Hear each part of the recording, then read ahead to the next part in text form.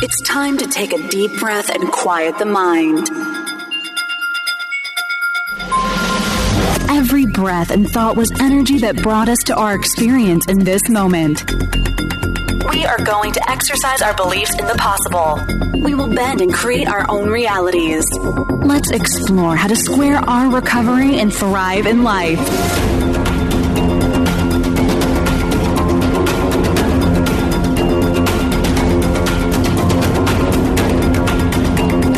I welcome you to Recovery Squared Radio with your host, Steve Wofford.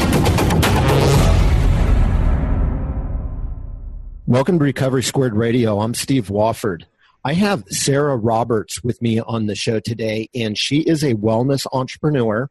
And I invited her on the show because I was doing some research on different recovery bloggers out there, and one of her articles popped up, and it really, quite frankly, it captured me. And it was an experience, I would say. It was like I was reading a movie. I was kind of like on the edge of my seat, and I'm like, holy cow. And then I read a couple more. I was like, oh, wow, she is a gifted storyteller. And then when I started doing a little bit of research on her, I found out that she has a recovery background and an alternative one at that. And then she also had a sugar addiction, which we'll also talk a little bit about. So Sarah, welcome to the show. Thank you so much for having me, Steve. I really appreciate your time. Sure. Glad to have you here. So why don't you tell me a little bit about what you're up to today? So these days, what I'm up to is I've just launched my new book called the 28-Day Kick the Sugar Challenge. And so this book was brought out because I was somebody who recovered from alcohol about 14 years ago when I got sober. And I all of a sudden started reaching for sugar very, very early on. But the trouble was that I had chosen to lie about being an alcoholic, and using the label was something that I was completely resistant to. And so I decided to just go around the world telling people, no, I don't drink. I'm just too healthy for that, or, it's just not something that I do. And no, I'm going to hit the gym later, or I'm on a cleanse. And so I'm just not going to take that drink that you're offering me. And so, I told, my very closest friends, not even right away. And I told my family, that I was an alcoholic. And even some of my own family were sort of resistant to believe that I was, because I come from a family of just high functioning alcoholics. A lot of the people in my family, they drink heavily and, they drink socially. And sorry, I shouldn't have labeled anybody, but the truth is that, it's a very heavy drinking culture in my family. And so that's the way I was raised. I was just raised to know that when you want to celebrate, you have a glass of wine or 10. When you want to commiserate, you have a glass of wine or 10. And so it's just sort of the way that we were raised in our family. And so, just like most families, I think, when you see the way that alcohol just permeates our culture, that is it was just reflected in my own upbringing. And so when I got sober, I just could not stand the label. I was raised in a family that appearances were really important to us. Having the perfect family and having the beautiful home. And, my mother was a homemaker and she did an amazing job. And my father had a, high profile position, and he went to work every day. And at 5:00, we all kind of came together and, beer and wine were served, and dinner was served with wine. And then after dinner, liqueurs. And that was just the way that we understood how to connect as a family, and we understood how, dinners looked and sharing looked. It was just a whole bunch of talking, it wasn't necessarily a whole bunch of connecting when I look back, but it was a lot of talking, and we did have a lot of fun as a family, and we did a lot of wonderful things. And I've certainly put a lot of the blame that I think I had on my parents. I've put that aside. I've let that go. They were doing the best that they knew how to do. And again, it was just a culture that they had grown up in, and they believed that was the way to do things. But so what happened when I got sober, I just didn't even want to admit it to anybody. I did not want to wear that label of alcoholic. And again, my own family was sort of, wondering, are you sure? Are you really an alcoholic? We all like to have a drink. What's wrong with that? And so I really had to dive deep into, my soul, and to realize I know what this is. I know that I am. I know who I am, and I know what's going on, but I was extremely reluctant to label it other than to myself. And so I all of a sudden started reaching for sugar. I realized that very quickly I was craving it. And it wasn't something that I had craved the entire time I was drinking, which was over a decade. And I was somebody who would honestly look at people that were eating cookies and cakes and candies, and I'd think, oh my gosh, I can't believe they can't control themselves. I mean, it's just, how can they eat so much? How can they eat so much junk as I'm guzzling, bottles of wine? I realized that I was transferring my addiction when I got sober from alcohol to sugar, because right away I started just craving it. But the problem was I was going around the world telling people, no, I don't drink because I'm just a healthy person, lying my way to sobriety, lying my way through recovery, just pretending that I was this healthy person that didn't drink alcohol for health reasons. But yet, I couldn't be reaching for sugar and claiming to be a health advocate. So I really had to quickly figure out a strategy in my own life that allowed me to not crave that sugar, or to understand it on a deeper level, why I was craving it in the first place, and develop some strategies and some tools in my own life so that I could actually be this healthy person that I was pretending to be and then kind of turned into being in reality. That's awesome. So you've had to overcome these addictions, right? So you had this family that created this environment that you probably didn't know anything different, right? And right. The different addictions just come up. So what was the point where you're like, hey, I have these addictions, I don't want to admit it? Like, what did that feel like? Where were you at in life that you were like, okay, I give up, something has to change? So I got to tell you, I was not one of these people who tried to moderate, well, that's not necessarily true. So I did try to moderate in the fact that I tried to figure out what alcohol I could go to so that I could, continue to have just enough, but not too much. I always wanted to, find that line.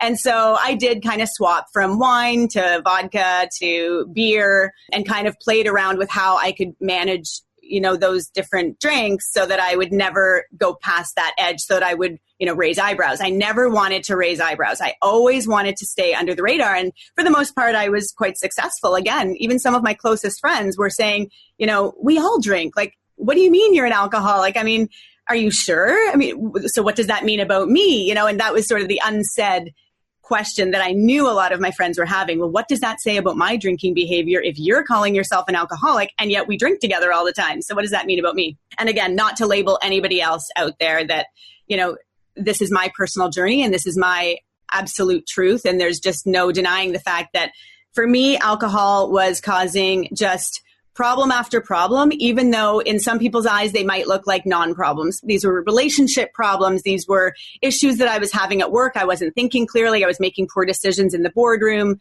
I was being groomed to become partner of the company that I was working with. And I absolutely loved my job and I was passionate about it and I didn't miss work. And I was what people label a high functioning alcoholic. But what nobody knew is that, after work, we'd all go for drinks and martinis and fancy meals where I wouldn't eat that much, but I would just, save my calories for the drinking. And then I would be the one that would go home and drink more.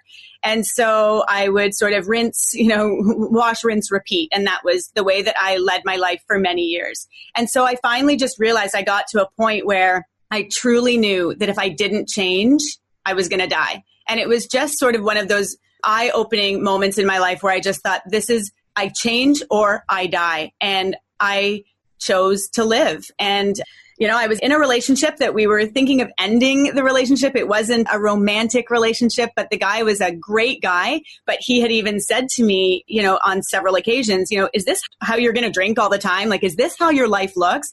And I would feel so judged by that. And I would think, this is not going to work. I mean, if you think that I have a problem with drinking, this is how everybody drinks, pal. So, I mean, if this isn't how, you're going to drink with me, then, see you later. And that was really my attitude with every relationship that I had pretty much up until that point. It was, if you don't like my drinking, you know where the road is. Like, I don't need you. I don't really even want you. As awful as that sounds and as horrible as that is to admit, I really feel that way when I look back on those relationships. Great guys, super nice people, but I was just in one relationship that I was committed to, and that was my relationship to alcohol. Would you say that it seems to me that you're pushing people away, but really we're pushing ourselves away, right?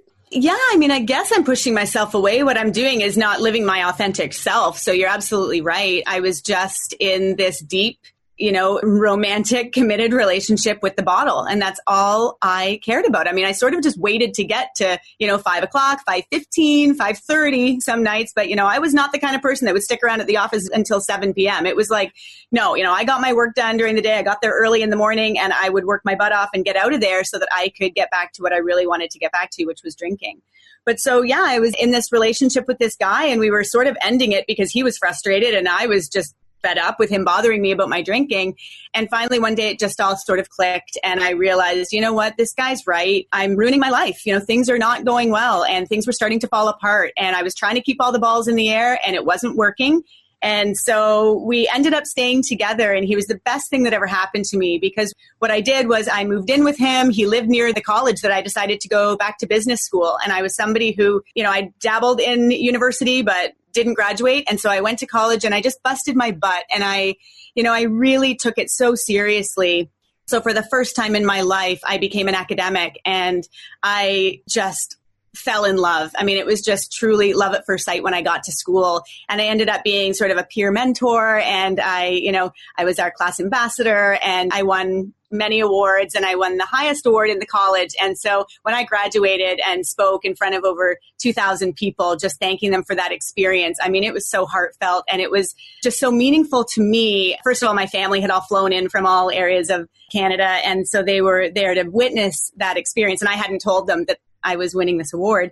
And so when I stood at the podium and accepted it, everything kind of all came to fruition. I had still not admitted even to any of my professors that, I was an alcoholic and I had come to school, as a struggling, flailing kind of a girl, but I ended up graduating as a completely different person than the girl that I walked in as. And so in my book that I just wrote, in the acknowledgments, I thank those professors because they had no idea what I was going through at the time, but just them being there and cheerleading me and helping me to succeed, it changed everything for me. It changed, the way I looked at myself and the way that I felt about the world, and it completely changed my outlook and the trajectory of my life. And so I am deeply ingratiated to them for sure. That's awesome. Thanks for sharing that. I think it's important to note that when it comes to realizing you have a problem, really the only thing that matters is if you admit it to yourself. It's when you're in denial with yourself that's the big problem. And yes, telling other people does help. But I think you're an example of, I think you got honest with yourself. And once you realize that, you're like, okay, well, I'm going to do something about it. Even though you may not be at a point, like right now, you're out there telling the world where you were at, right? And so to me, there's just different layers, right?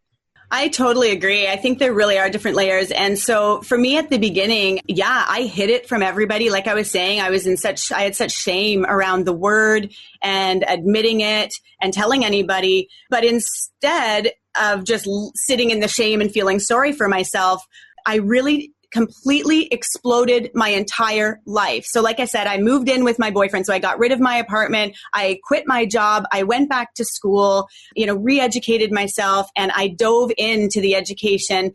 I, got a different part-time job so I could, pay my tuition and all of that. And so I didn't take the same route to work every day. I didn't have the same friends. In fact, most of the people that I hung out with, I no longer kept company with after I got sober because they were essentially just my drinking buddies. When I really got clear about who my friends really were, it was down to 5, Yeah. Really, it was sort of on one hand that I could count the people that, didn't just want to go drinking with me, that, really cared about my well-being and who I really am as a person. And so when I completely let many, many layers of my life go, I was able to just get to me. And as much as that was terrifying to get to know who I was and what I was capable of and to push myself beyond my boundaries, it completely changed everything about who I am. I literally am a shadow of the person that I was when I was drinking. I have no idea if I would be friends with that girl. I think I would feel compassion towards her. She wouldn't be somebody that I would spend a lot of time with. I was a drinker. I was a smoker. I was somebody who would order pizza at 2 a.m. I was, like this was not somebody that I could even, I can't relate to that person in the same way anymore. I can't support that lifestyle in a positive way. I'm the kind of person now who tries to help people that are in that situation get out of that situation. And I share how I did it, knowing that every journey is individual and my journey is not going to be somebody else's. Not everybody has the luxury of, being pretty much single at the time. I was in a new relationship with a guy, but I was pretty much on my own, no husband, no kids, didn't have a mortgage, didn't have, all of those sort of trappings that would make it so that I was having to totally white knuckle that whole first segment of sobriety. I mean, for me, I was able to just completely rip my life apart. It turned completely upside down. It did a full 180. Nothing was familiar. Nothing was the same. I started eating differently. I started cooking differently. I started focusing on nutrition. I became a voracious reader of anything I could get my hands on nutrition-wise and health and fitness-wise. I started working out for the first time in my life. I had been to the gym now and again, but it wasn't something that was a part of my life. I started going 5 days a week. I was training. I was really working hard on, body, mind, spirit. I started, getting involved with the law of attraction and understanding how that all worked when I watched Oprah one day and she had Rhonda Byrne of The Secret on. And so all of a sudden that sort of was like, oh, what's all this about? I can create my life? What do you mean? And so I got really excited about that. And I'm sure a lot of your listeners, that's part of their trajectory as well, is that sort of, totally. Yeah. I think that when we start to get clear on the fact that we can be co-creators in our own life, that this is not just, haphazardly going, we're not just haphazardly flying through, the ether. We truly, thoughts become things and what we focus on expands, and what we want, we can get as long as we know what we want and we're clear about it. And then we take action to go ahead and get it. And so it was almost becoming like a game. So I won all of the scholarships that were available to me at college. And because I just sort of realized, what, if I just put it out there that that's what I want, and then I do the work to apply and to work hard and to submit my application and to talk to the people to get the references and to do all of the steps that need to be done, which is a lot of work. I'm not saying it isn't, but it was just, so the whole, a lot of people think the law of attraction is just this: think positively and you'll get everything you want. That's just not the way it works. But so I started looking at it almost as the game of life. And it's funny, I used to love the game of life as a kid, that board game. But later on, I would say to, my boyfriend at the time, I can't believe how easy this is. Like, I just keep writing down what I want. Like, I want this scholarship. I want this grant. I want this thing. And I want to, get a perfect paper on this exam. And I want to do this. And then I had to set out and do all that work and stay up until, 4 a.m. studying or doing whatever it would take. But I would achieve those things. And I would just sort of keep checking them off and thinking, my God, I am able to really create the life that I want. And so, if I can say anything to your listeners, it would just be, what? If you want something, just write it down and think about that thing and really make sure it's something that you really want, because be careful what you wish for. In that post that you're referring to that you read the first time, I tried to manifest something that I really shouldn't have been manifesting. It was not something I really wanted. I think I was just, again, playing the game, and I just wanted to see if I could make it happen, and it did. And then I didn't know what to do with it. That's very powerful. There's so many things you hit on. Because this show is really about creating the life that you want. That's what Recovery Squared means. It's not about just getting clean and sober. Like, that's not what this show's for. It's literally, how can you bend reality into the life that you want? And there were so many things you said. Just writing things down, just writing it down, because it connects to a subconscious level. And I don't know how many times I just write down things that I want, and I'll come back like 6 months later. I'm like, oh, whoa, like I have almost all those things. And it's extremely powerful. You said something that really stood out to me. And it was that you did things differently. To me, recovery, there's certain universal principles, right? And I say, one of the things I oftentimes say is that the rhymes and rhythms of recovery are all the same. And some people go to 12-step, and that's something new and innovative. I did a lot of wellness like you did. New friends. I had to leave my marriage of 20 years. And so I kept just doing new things. And I did the 12-step thing for a little while. That was new and different. But after a little while, it stopped being new and different. And I started doing neurofeedback, yoga, meditation. My health and wellness was just like off the chart. And so it was about having, what got you here will not get you there. And that's true of beliefs, people, things, places. And anytime you can experience something new, like you go into school, like that's extremely powerful, where you no longer know that old person. Like, I don't know that old me. I relate more to me as my 5-year-old than I do who I was for 2 decades as a drug addict and addict.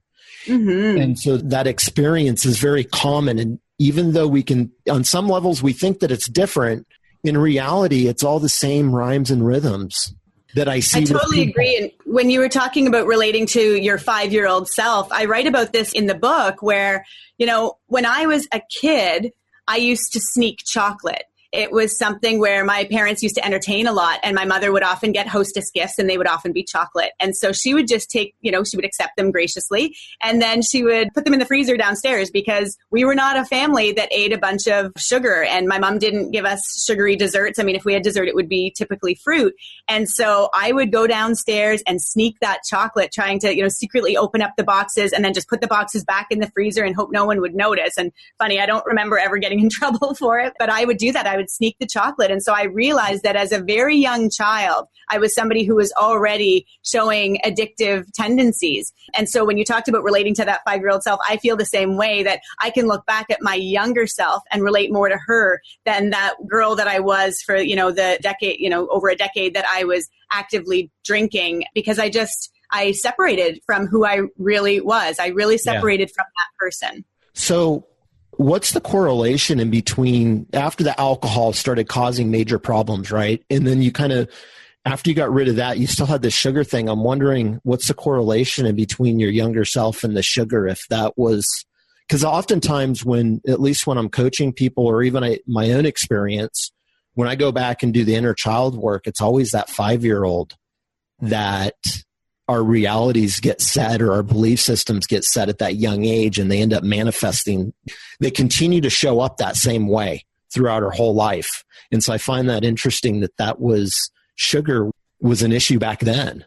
Well, and I think that for a lot of people, I mean, I'm talking to, hundreds of women right now who are in recovery, and I'm going to say over 50% of them are struggling in the same way with sugar after they stop drinking. So what happens is, clearly I was somebody who was looking for outside things to soothe my emotions when I was a child, and probably the emotions of not feeling connected to my mother. I never bonded well with my mom when I was little. And again, not placing blame on her. I love my mother dearly. We have a wonderful relationship now. And we have talked about the fact that she didn't know what to do with me. She didn't know how to talk to me. She didn't know how to communicate with me. She didn't have any kind of modeling with her own relationship with her own mother. And I, as a 43, almost 44-year-old woman now, I completely see that. And I 100% forgive my mother for the fact that she's human, and she did the best she knew how to do when she was doing it. And I just love her so much, and I don't have any more time left to hate her for the things that she didn't do properly, and all the things that she didn't, give me, and, all the love that I didn't get from her that I had wanted, and all of the connection that I had wanted, and all of the lessons that I wish that she had taught me. You know what? She didn't get them either. So she could be just as pissed off with her own mother, if she wanted to be, but she's not either. She loved her mother and had a good relationship with her. And so I just think, we do the best we can until we know better. And then when we know better, we do better. And that's one of my favorite quotes by Maya Angelou. And that it's just, you know what? No one's perfect. And as a woman who has not had her own children, I think that it would be very disrespectful of me to continue to blame my mother for all the things that she didn't do, when I have no idea what it feels like to day in and day out, get up in the middle of the night and feed a baby, and to take care of a child, and to raise them, and to do all the things. And again, I did not come from an abusive family. We had a lovely home life. My father made good money, so we lived in beautiful homes. We lived all over the world, and we had all sorts of wonderful experiences, family vacations, and great things. So I am not that person, complaining about a terrible childhood that was extremely damaging. But that being said, I still went through my own challenges. There was still that lack of connection. And so this isn't to discount the fact that there are things that I can point to in my childhood and the way that I was raised that leads me to know that some of those things left me feeling empty. And I filled that hole with alcohol. And prior to that, I filled it with sugar. One of the things I wanted to say was that, like I had a really good upbringing too, and I didn't have anything. I had some stuff happen to me, but it wasn't because of my parents. And so I can really relate to that in, at least from my experience and what I see, that everything's relative, right? And what might be nothing to someone might not be true for the other person. And so I think it's important to know, because we don't ever want to minimize how it feels. But if that's the worst thing that we've ever felt, then that's going to create our lives for us down the road, right? Absolutely. Well, I mean, it certainly informs them. There's no doubt about that. And so my lack of connection with my mom, my lack of bonding with her, and certainly then a lack of disciplining. I was a kid that I kept pushing the boundaries and kind of kept waiting to be disciplined for different things that I was doing and wasn't. And it was sometimes I'd be in my room thinking, I'm going to get in so much for this. And then I wouldn't. And I think, where are they? Why are they not disciplining me? And so I think it's a really good lesson for any parents that are listening. Children want to be disciplined as much as it might kill you as parents to, have to sit them down and discipline them. We will push those boundaries until society tells us what we're allowed and what we're not allowed to do. And so unfortunately, I had to learn the hard way with society telling me, no, that's not allowed. You can't do those things. If I had been sort of guided a little bit better as a child by my parents, some of those painful experiences I wouldn't have had to go through. And again, not to blame them. They were just people that thought that the better way to discipline or the better way to parent was to just sort of let things go and not make a big deal out of things so that they would hopefully not happen again. And that's unfortunately just not the way kids work. But again, my parents were kids when they got married. They were 21 and 23, for God's sake. I can't even imagine what I would have done at 21 years old, being married and then 5 years later having kids. I mean, hats off to parents. I bow down to parents. I absolutely adore and admire anybody who chooses that in their life. And it's not a choice that I have made, partially because it would scare the crap out of me. I just wouldn't even, I can hardly take care of myself. I really feel that I will leave that to people that are better at it than I would have been. But I truly admire and honor parents. It is the hardest job on earth. It is the most thankless job. And I just think it's amazing what you're able to do to create people in the world and to just even feed them and clothe them and get them to school and to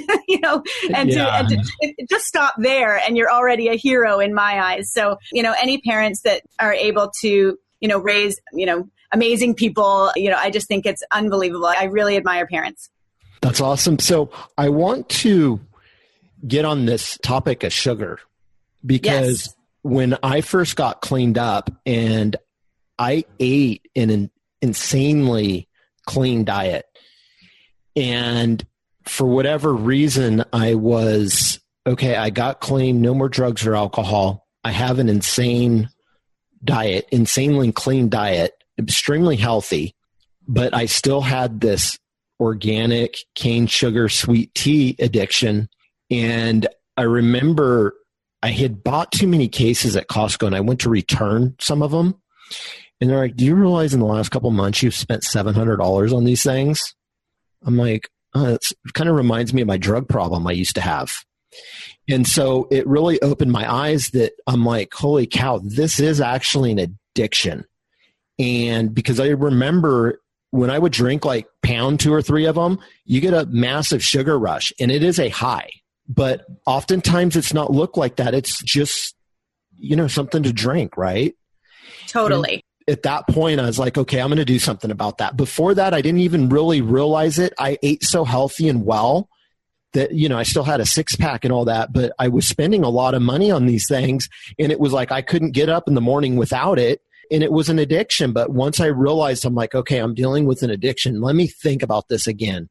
And then I was able to get rid of it, but it wasn't easy to do. Oh my gosh. You're totally right when you talk about it being an addiction. So I was talking earlier about the fact that I'm connected with about 400 women who are dealing with full-blown sugar addiction after they get sober from alcohol. And so what happens is when we're so used to drinking our sugar when we are active alcoholics, when we cut that out, our brains are like, where's the dopamine? Like, what's happening? Why aren't you giving me that? And so we just, biologically, we are already hardwired to crave fat, salt, and sugar. And so when we take away, all of that sugar that we've been drinking, our bodies just say, nope, that's not going to work. We need to make sure that we, keep that going.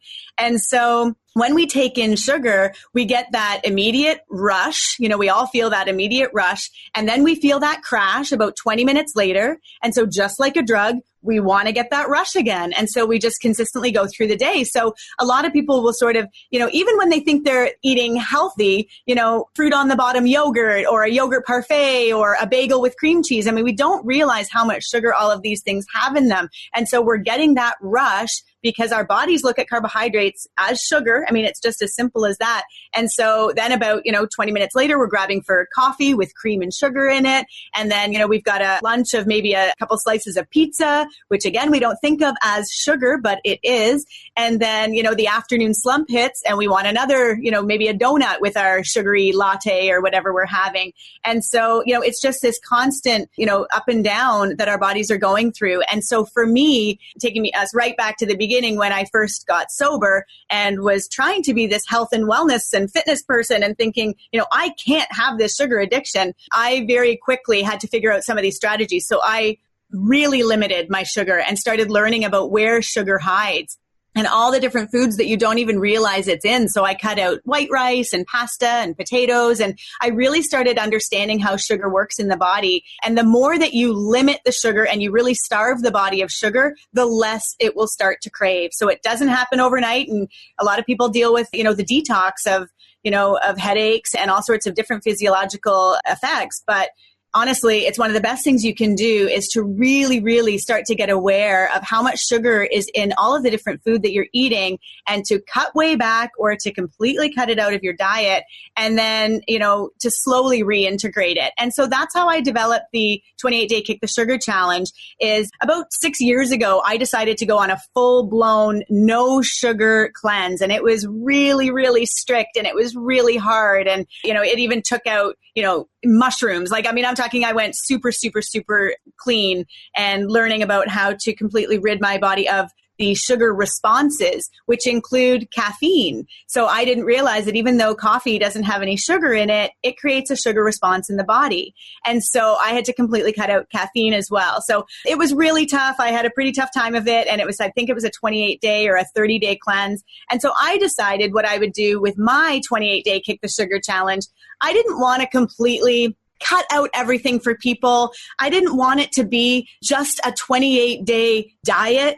I wanted this to be something where people could use it as a reset, as a way to recalibrate their taste buds and their systems, and a way that they could develop more self-love so that they could understand where their addiction or their compulsion with eating and with eating sugar came from in the first place, so that they could work through a little of the emotional aspect of their eating and work through that, and then also pair that with eating better, just eating more healthfully and being more conscious of what we're putting into our bodies. And so I don't have people completely cut out caffeine. I allow 1 cup of coffee because I feel like asking them, to give up sugar is kind of asking the world. So if they will give up sugar, I still allow you to have 1 cup of coffee every morning. And things like legumes, a lot of these no sugar diets, they cut out all, black beans and chickpeas and kidney beans. And I think, that's really going to make it impossible for a vegan or a vegetarian to be able to enjoy this program. And I also love chickpeas. Hummus is one of my favorite snacks in the world. And so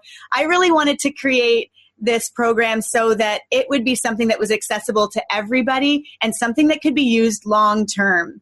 So essentially, the way that we eat on the challenge, yes, it's a bit more strict than the way we eat in what I call the reintegration phase, which is the next 28 days that comes after the initial 28 days, where we start to reintroduce things like starchy carbohydrates, like sweet potatoes and squash. Love sweet potatoes. Me too. And so I didn't want those to be ridded from people's lives forever. I mean, that's not the point. But, for 28 days, we avoid those. And so it's just, again, a way for us to recalibrate our taste buds and our bodies so that once you start to reintroduce, berries, we do that after 14 days. You're allowed to reintroduce berries. They're nice and low in sugar, high in antioxidants. They're delicious. But it's amazing the power of the flavor of a blueberry or a raspberry after 14 days. I mean, you just can't believe it. And that's what I want people to get back to. I want them to become passionate about the reality that real food tastes so much better than this junk that is lining store shelves. I mean, this stuff is garbage to our bodies. It doesn't do anything to nourish us or nurture us. And it really just harms our health. I mean, there is so much research to show that, obesity and excessive weight gain, these are all things that are harming our health and are leading to disease. And so if we want to live long and healthy, because the truth is we are living longer. I meet so many people who will say to me, oh yeah, Sarah, don't worry about it. I'm not going to live past, 80 or 75. And yet the truth is, yeah, you will. Like, you probably will. So how do you want to live in those latter years? Whether or not you want to die or not by the time you're 75 or 80, because you're just one of those people that has decided that you think that that's long enough to be on this earth. If you don't make choices today that speak to your future older self, you are going to be in a state of decline from as early as now. You can really push back and you can really do so many things to help you to stay vibrant and vital and healthy and well. And we all know those people. I mean, you look at, even Oprah Winfrey, she's 60 something. I mean, that woman is just going strong. And I know that she's dealt with her issues with weight, but man, she's done it on the outside. She's let us all know. But, you look at someone like Tony Robbins, who's in his late 50s. I mean, that guy is a machine. He is going. I mean, he's living. You look at Bob Proctor. He's somebody who is, integral in the whole The Secret and Napoleon Hill's work. I mean, he's 80 some odd years old, and that man is still exercising and working out and teaching and training. I mean, these are people who are still relevant and vibrant. And yet we all also know the 30-year-old on the scooter, that can't really walk up a flight of stairs because of their obesity problem. And this is what I'm just so passionate about, helping people to understand that our health is truly in our hands. Yes, there are some genetic, issues. For sure. Disease happens to people who don't deserve it. Absolutely. Things happen, but we can take so much control, and we have such power in our own hands. And I think that for so many of us, we feel so powerless. I know that in my own life, I was an absolute drifter. I was somebody who had no direction, no plan. Until I got sober, I really had no idea that I could create my life. And again, that kind of goes back to a bit of my upbringing, where there were really no expectations of me. I think my mother just assumed that I would go off and be a wife and homemaker the way that she was. And again, that's what her expectation from her own mother was for her life. And so, again, not to place blame, but it's just, that's how I was sort of raised, with zero expectations as to what I would end up doing with my life, with zero, pushing me into learning about what I was interested in and finding out what I was interested in. And so these are all things I've had to do for myself. But again, no regrets whatsoever, because it's all led me to where I am today. And I couldn't be more grateful for my sobriety and certainly for my alcoholism. It is something that I look at as the greatest teacher and blessing of my life. Amen to that. Sugar is a very powerful thing. It causes inflammation in the body, and not only the obesity problem, but sugar. And there was something, this was in one of the health books I read early on. It was a study with rats that sugar was 8 times addicting as cocaine. Yep. And then also there was it was a specific type of cancer test where they inject you with radioactive sugar. The sugar goes straight to the cancer cells and feeds on it. And so I was like, wow, yeah, no, thank you. And you're so right. There are so many studies to talk about sugar feeding cancer, and so many cases where people will cure themselves naturally of cancer by going to a more plant-based diet, ridding sugar completely from their diets and taking on a more active and healthier and holistic lifestyle. And yet, the sugar industry is still out there pushing the fact that there are no links, there is, no research and study, no, formalized studies to prove the association between sugar and cancer. So just like with everything, I think it's like, especially like, let's say religion, you've got to take the pieces that feel right to you and apply them to your own life. And so if it makes sense that, we've never been sicker, fatter, or sadder in the history of time, and we've looked at the way that sugar has permeated, our diets and our society over the last, 100 years. I mean, it's just incredible how much more sugar we're consuming now than we were, however many years ago. When we look at the back of any package, we don't see the daily value of sugar. We see the daily value for every other element and not for sugar. And that's because the sugar industry, I call it, it's called big sugar. They pay handsomely to keep that information away from us. And that's because one can of Coke would be 120% of our daily value of sugar in the one can. In one fruit on the bottom yogurt is, like a full daily, sugar allowance. So, that's just it. I think that like with everything, we've got to take matters into our own hands. We cannot just trust marketing and advertising. We have to understand they are there to make money. They make money. And the only way I know how to make money is to, get more people on board with what you're doing. Right. And so that's their mandate, is to get more of us addicted to their products so that they can continue to sell more products. That's very powerful. And I know you had mentioned something about the berries and sweet potatoes, and I want people to understand my struggles with sugar and Sarah's struggles with sugar. Like, this is very real, but there is a very real solution to all this. And it's not found in many of the products. I don't buy anything in boxes anymore, but I went from a full-blown lifelong sugar addict, amongst other things, but sugar was always there, even when I was clean from drugs and alcohol. And what I learned is once you get your body off of it and normalized, those blueberries, you feel like you're in heaven when you eat blueberries that pop in your mouth, for dessert. Best. It is the best. And today when I eat sugar, I just don't feel good. I can actually feel the inflammation in my body. I cannot put sugar. I do not put any kind of processed sugar in my body. And when I do, I can notice it. The only time I might is if I get some like 80% dark chocolate. But even then with too much of it, I can actually tell my body's reacting and it doesn't like it. Whereas if I can eat this gram-wise, eat the same amount of sugar and blueberries, it doesn't have the same effect to it. But it's just a really powerful.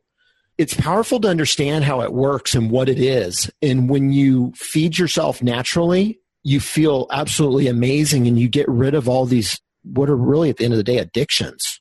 I couldn't agree more. And so I think that that's it. I mean, we are hardwired to crave fat, sugar, and salt. Our bodies need all of these things to function optimally. And what I think we might want to believe is that, well, so then I need to eat sugar so I can go ahead and eat a bowl of Fruit Loops. Well, it's not the same kind of sugar. Sugar is sugar, but what's beautiful about eating natural sugar in blueberries, sweet potatoes, any kind of fruits and vegetables is that the fiber slows down the release of insulin. And so what's happening is you're not getting that massive spike, that sugar spike, and then that crash. You've got leveled out blood sugar levels and, you're feeling that consistent strain of energy for an extended period of time. You're not having that rush and that crash. And so if you, like you were saying, just get back to real food and get back to basics and start cooking in the kitchen and enjoying the flavors of real food again. I mean, it's just unbelievable how delicious this stuff can be. And that's why I included over 90 tested recipes in the book where, these are meals that your whole family will enjoy. This is not sacrificial food. This is not like you're sacrificing flavor to be eating. And again, my whole challenge is not about a diet. This is not about going on and then going off. This is about learning how food works in the body, learning that putting in nourishing and nurturing foods is nourishing and nurturing to your soul and to your being. And, it's just helping you to live a life that's vibrant. I mean, so many of us are waking up exhausted every single day and believing that that's just normal, that you need to have 3 cups of coffee first thing in the morning in order to sort of get your day going. I mean, that's what people just are getting used to. And when you were talking about being able to feel that inflammation, I have sort of, pre-arthritis in my hands. And so I agree with you. If I ever eat sugar, I can feel that in my hands. And I don't feel as well. I certainly get really bloated whenever I eat sugar. And again, that's just, more inflammation in my body. And so I absolutely agree with you. I try to avoid it as much as possible. Dark chocolate is something that I absolutely love. I have yet to have it again since I first did the challenge when I first wrote the book, because, as I was writing the book, I started realizing, this is a sugar addiction and I really want to get a hold of it. And I don't yet feel ready to go back to having dark chocolate. And so until I feel ready, I'm going to stick with the real food and continue on this path. And plus, it's easier to not have to detox because I do the challenge with other people. When they'll say, I want to start a challenge, I'll say, okay, let's do it together. And so I'm pretty much consistently on a challenge, which just goes to show that it's not about sacrificing taste and flavor and enjoyment in our food. I mean, we're eating delicious stuff. And so I just posted a recipe the other day. I just want to share it. Oh my gosh. And I laugh because I'm sometimes ashamed of the way that I cook because it's just so ridiculously easy. It doesn't ever, over my life, I've never felt like I could ever be a chef or anything because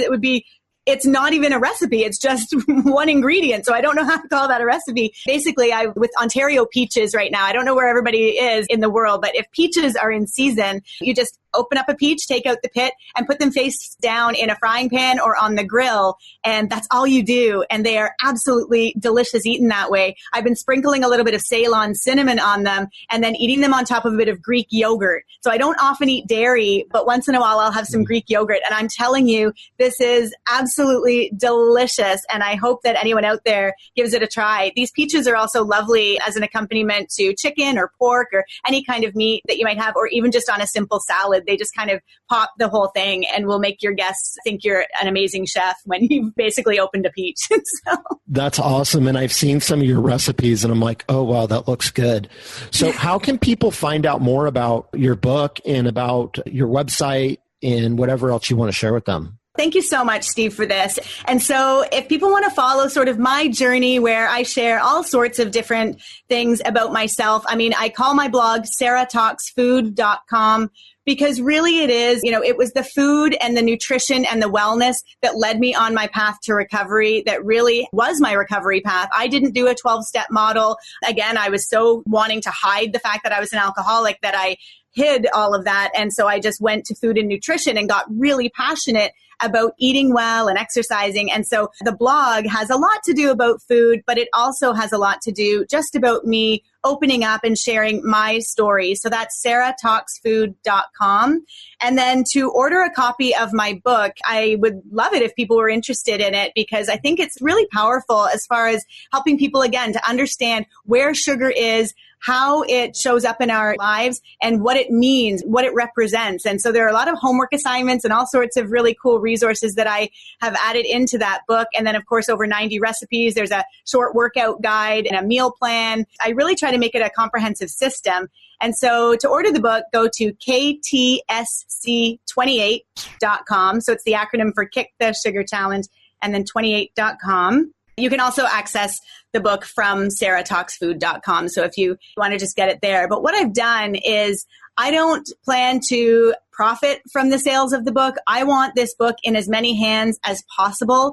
And so basically this book is, you're just paying my cost. So whatever it costs me to get a book, that's what it'll cost you to get a book. And so that's how I've structured it. So I certainly hope that if someone's out there is interested in kicking their sugar addiction or learning more, visit ktsc28.com. That's awesome. Thank you for sharing that. And I'll make sure all these links are inside the show notes. Sarah, so I have one last question for you. How would you square your recovery? Honestly, if anyone out there listening can just realize the temple and the beautiful vessel that we've all been given and to take care of it and to nurture it and to honor it. These bodies that we've been given, these are gifts. And these are the gifts that we're able to then share ourselves with the world and with the people who love us and the people we love. And so if we can develop greater self-love and self-trust and self-respect, it changes everything. It changes the trajectory of your life. It changes the way that you view yourself. It's the way that it changes how you connect with other people and how you are able to work in the world. It really changes everything once we start to develop greater self-love. So love these temples, love that body of yours. It is amazing. It is a work of art. Let's not worry about, pinching fat on our thighs and on our butts and worrying about all of that. Once we start realizing that it doesn't matter what the body looks like right now, think about what these bodies are and what they represent and what it means to be able to live. We are so blessed to be able to live in this world. It's a beautiful world if we look for the beauty in it. And I think that always has to start within. I love that. Thank you. Well, Sarah, thank you so much for coming on the show. I appreciate all the work that you're doing. And thank you for being a co-creator in my life. Thank you so much, Steve. The feeling is 100% mutual. Thank you so much. So excited after talking with Sarah and feel blessed to have these types of conversations every day. I would encourage you to check out her work on sarahtalksfood.com and read some of her blog posts. I'm in love with her writing. I'll also put links to her blog and the links to the Kick the Sugar Challenge in the show notes. When you're checking out the show notes on recoverysquared.com, if you click on the blue Get Access button, I'll send you over more resources on how you can thrive in recovery. I would love to hear from you. If you have any questions or comments, feel free to reach out to me. You can email me at steve@recoverysquared.com. I love you guys, and thank you for listening. Thank you for listening to Recovery Squared Radio.